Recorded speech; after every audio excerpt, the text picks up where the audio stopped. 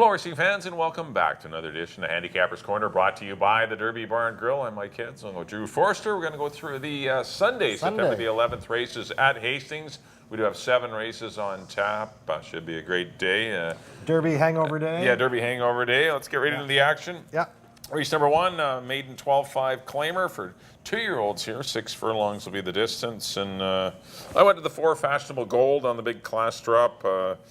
Showed some speed at the maiden allowance level, obviously faded, and behind Gimme Some Slack, who was in the Jack Diamond Futurity, and as well as Panhandle. So running at some pretty good ones. Richard Hamill jumps aboard. I just think the class relief might help this horse, and I'll try Fashionable Gold to defeat the 2 Criminal Code, who was a pace casualty last time, but I think this horse is, drawn better.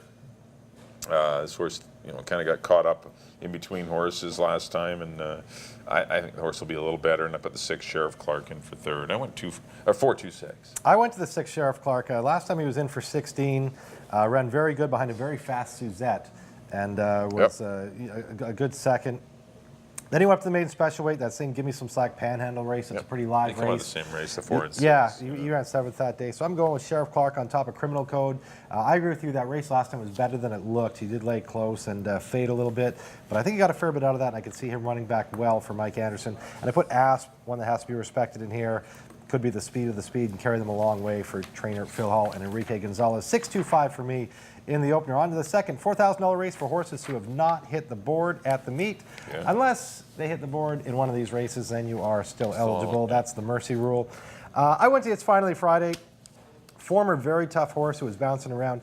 Always a very tough high-end claimer, $16,000, $25,000 horse. Has tailed off a little bit this year. Last time went for $62.50, ran into Stormy Teen, Crius, Prince Hotel, ran 5th that day. Horses. Still a considerably tougher race than what he lines up with today. If there's anything left in the tank for trainer Harold Barabee, I think he lands in the winner's circle. I got him on top of After Court, who just got beaten this race last time as a favorite, just got beaten neck, but a very tough Swiss Arrogant, and I threw Mark in for 3rd. Not his distance, but he does actually have a win this year, unlike most of these guys. It was down in Emerald, so he's still eligible for this condition. And out of the Mike Anderson barn, 1-2-5 for me. I don't have. Those are the 3. I mean, I don't love any horse in here. It's Finally Friday on paper should lay down the field, but we'll see. And the 2 After Court should be next best. It wasn't the strongest race. Swiss Arrogant and goes way back, finishes in behind. I mean, it wasn't, the toughest of events. And Mark was just in behind him.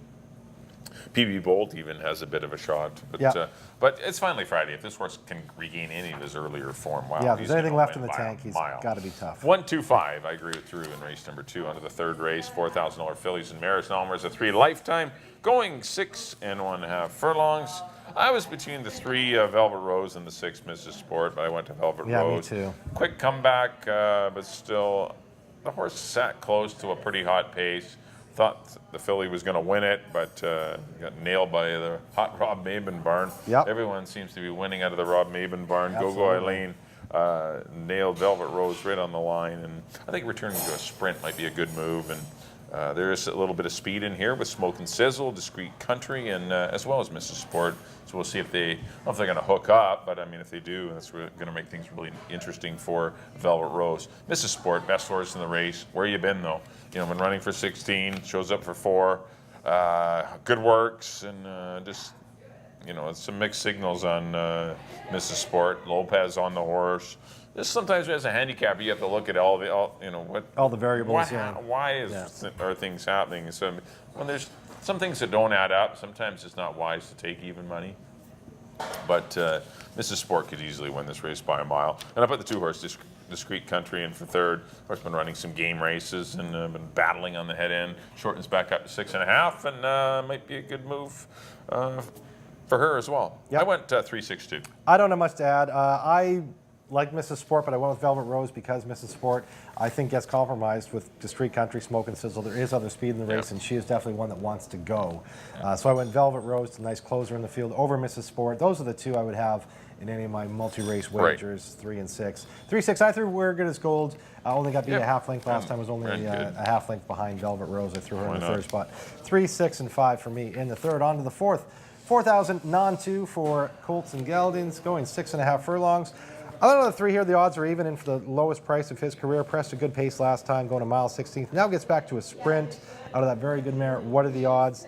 Running against McCallum, Santa Fe Trail, Perfectly Restless, Catch Me, All Under Control, Blur's Final Command. His form sports tougher horses than what anybody else here has been facing. So I'm going to go with the odds are even. Over Fear of the Cat ran a good second to a big dropper in Kelson at this level last time. He needs to be respected. And I threw Humphrey Laddie, another one coming out of the 8,000 McCallum race, in for third. 3, 2, and 1 for me. I have the same 3 horses, Drew. I think you're bang on. It really looks like a pretty easy handicapping assignment here. The odds are even. Looks miles the best on paper. Significant class drop. Continues to descend the climbing ladder, and looks like the one to beat. Fear of the Cat was the best at this level last time, or second best anyway. We ran into Kelson, who just was a runaway winner. Who was also dropping from 16. So Fear of the Cat, no disgrace in losing to Kelson last time. And the one horse, Humphrey Lag, was in blinkers and also class dropping. One long shot to just touch on quickly, maybe you want to toss in, is Christina Mann's number 6, True Steel. Watched this horse work the other day, and the horse looked pretty good. And I know it was just 51. Amadeo was aboard. He's had the ultimate attitude adjustment. He's now a gelding. And but no, definitely looked the part. It looked good. I would rather maybe seen the horse in going long, but obviously the long race didn't go. 3, 2, 1 for me in race number 4 on the 5th race. That was the start of your late pick 4, by the way. On the race number 5, maiden optional $40,000 claimer, going 6.5 furlongs for 3 and up.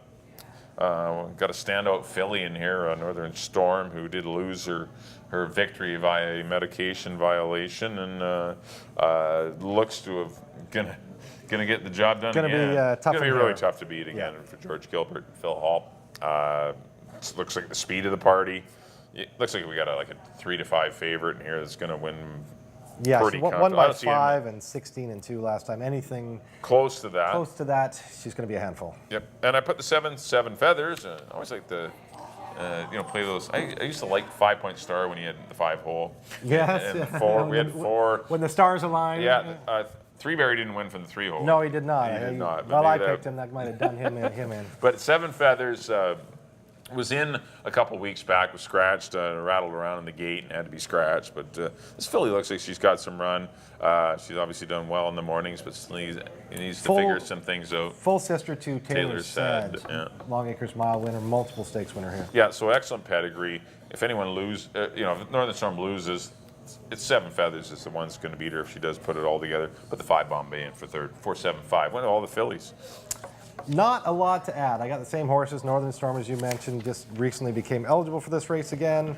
Looks very tough. 7 feathers. Taylor Said, Glenn Todd's had a lot of nice horses around these parts. I would say Taylor Said has probably been the best one. Just an unbelievable horse he was. This is a full sister to him, and I've been working right along for top connections.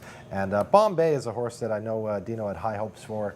Early on in her career, ran a couple good races, then she had some time off, ran the middle of August. She could rebound in her second start off a layoff very well. 4, 7, and 5 for me. Same numbers as Mike, same order in the 5th. On to the 6th, Fillies and Mares, $16,000 race. Non-2, non-3, field of 8. I went to 3, a star to beat. Just gets beat in nose. A really good closing nose behind Morning Blurs. Morning Blurs came back to win off that race, won at the $16,000 level again by 5. Our star to beat wasn't in there. Then she tackled her again for 25 with Jazz Lady. Now back in for 16 into a conditional race, a star to be out of the very hot Mark Cloutier-Barn. Looks to be the one to beat. I have her on top of the 4. I threw Mayfair Lady in there for Robbie Anderson. She comes out of that same race. She was only a couple behind to star to be, that very tough Morning Blurs. Another one that's been tackling heads with Morning Blurs and Jazz Lady, so on and so forth. Mayfair Lady in the second spot. I threw the old mare, Colleen's Diamond, in for Pat Jarvis. She's been tackling. Good luck to you. Older mares. Those are tougher. Spin, a lot of tougher races. Yeah. Against older mares, now into a field of mostly 3-year-old fillies, she could make some noise in here. 3, 4, 5. I agree with the 3 a star to be. I mean, she's the one to beat. The 8, I put, where's my Jenny in there? I saw this horse reunited with Richard Hamill. Maybe there's something there, I don't know. But they broke their maiden together in a good 117 and change. She did fail last time behind Morning Blurs, but Morning Blurs has been beating everyone of late. Morning Blurs would look very tough in here. Yes, she would. Sure. But just, like I said, get reunited with Richard Hamill. And I agree with the 5, Colleen's Diamond. That one should be thrown in the mix. That opened race last time against Omi, and those are way better horses. Those are way tougher horses than what she's facing. That's a big class drop for Colleen's Diamond. She deserves respect as well. And Shaheen Savachi is just riding like lights out. Yes, he is. Doing really well. Like a low, underrated rider that has been visiting the winner's circle with some nice Yeah, prices. a guy that's finally getting a chance. He's getting some horses. He's getting some live horses. You can't win with nothing. He's getting live horses. He's making the most of his Chad opportunities. Overston, his agent, is doing really well. 3.85 for me in race number 6. On the 7th and final, this is $4,000 claimers going 6.5 furlongs. Got 6 Colts and Geldings and 1 filly in here. Hippie tackling the boys. The 5 horse, Sir Barkley, looks to have aggressively spotted here. Was claimed for 62.50, reclaimed by the same connections, and drops in for 4. So I had to try that one to win it over Cowboy Phil, who's just been money at the 4,000 level. He's always tough. He ran into a buzzsaw last time, but still he's always tough at the $4,000 level. I put the 3 Prince Hotel, another interesting horse that, Jody Rawson's had a great year. Going to try him without blinkers, but Jody's had a great season. She has a small stable, but she gets a lot of run out of a lot of those horses. They're winning races. Prince Hotel had won a pile of them last year, but he's kind of struggled in 2017. But maybe he can get back on track, today. But 5-1-3 for me in the Sunday finale. I don't have much to add. I went the other way though. I went Cowboy Phil on top of Sir Barkley. Couldn't really decide between those two. It was a coin toss, and I just went. Cowboy Phil always shows up, and I know it was for 62.50 last time, but Sir Barkley kind of went the wrong way. Where Cowboy Phil's just money. He's just there every time. So I got Cowboy Phil on top of Sir Barkley, and I agree Prince Hotel looking to rebound, getting down to the 4,000 level for the first time in his career with blinkers off for a high percentage trainer. 1, 5, and 3 for me. In the nightcap, that'll do it for our analysis of the Sunday card. Up next on screen will be our picks. Mike, as always, you're up first. Back in race number 1, I did go to the 4. Fashionable Goal. I'm going to go 4, 2, and 6. Race number 2, I went to the 1. It's finally Friday. Hopefully it's finally winning day for It's Finally Friday. 1, 2, and 5 for me in the second. Race number 3, I went to the 3 Velvet Rose over the 6 Mrs. Sport and the 2 Discreet Country. But I really do like 3 and 6. Those are interchangeable for me. Race number 4, I went to the 3 The Odds Are Even. Looks like one of the better bets of the day. Fear of the Cat would probably be the best one to beat him. I went 3, 2, and 1. Race number 5, I went to the 4 Northern Storm. There is your best bet of the day. 4, 7, and 5. Race number 6, the 3 is Star to Be over the 8. Where's My Jenny? And the 5 Colleen's Diamond.